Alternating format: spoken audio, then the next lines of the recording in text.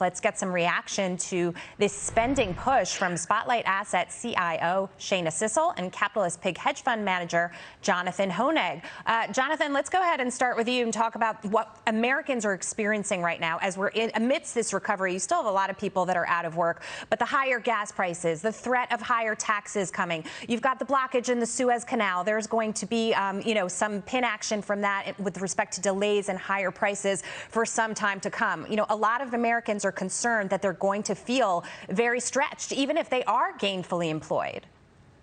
Yeah, the concern that their prices are going to be going up, and that's exactly why government, Jackie, needs to be getting out of the way, not getting into the way with new taxes and new regulations. Look, it's always a bad idea when government gets in a room and says, oh, we've got to do something, especially when it comes to economic policy. But we're all Keynesians now. What does that mean? Well, it means that government, especially the Biden administration, has subscribed to this idea, Jackie, that government spending creates wealth. But when it's failed, the opposite is true. It failed with Obama. It failed with the New Deal. It failed with Japan in the 90s. It failed with Europe in the 2000s. Government should be cutting spending, cutting regulation. They are almost baking in a very long and very prolonged recovery from this pandemic because of the size of this spending bill.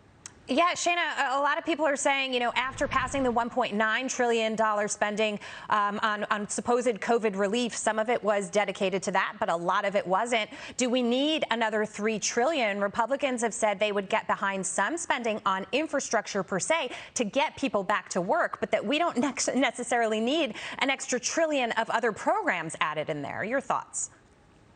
That's definitely true. In order to support the spending, of course, taxes have to go up across the board, and that's been the real discussion that's of concern. Rising taxes on individuals and small businesses is not good for investment in the economy by the people who really drive the growth.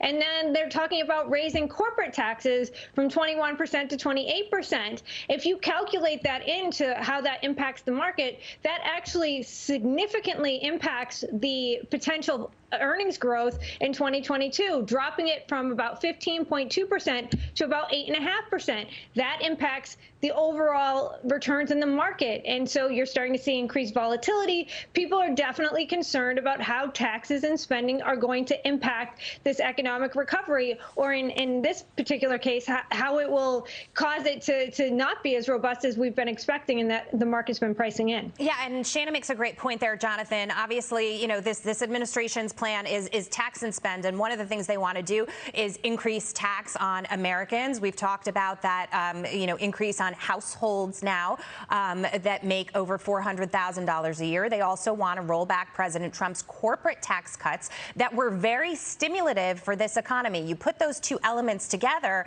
you're going to find the corporations are pulling back, and spending in consumer spending is going to pull back, which drives 2/3 of our economy right now.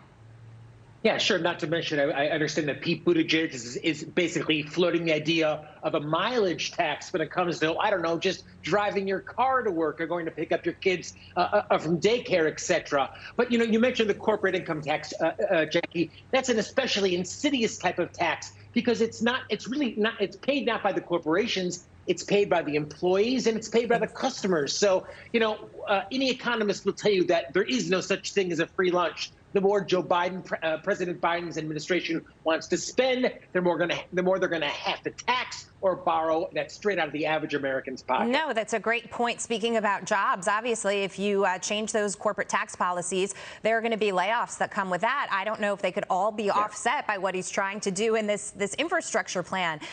So, they need to consider these things as they make some of these changes, and they're not looking to do it in a bipartisan way, looking to use reconciliation to take this bill past the goalpost.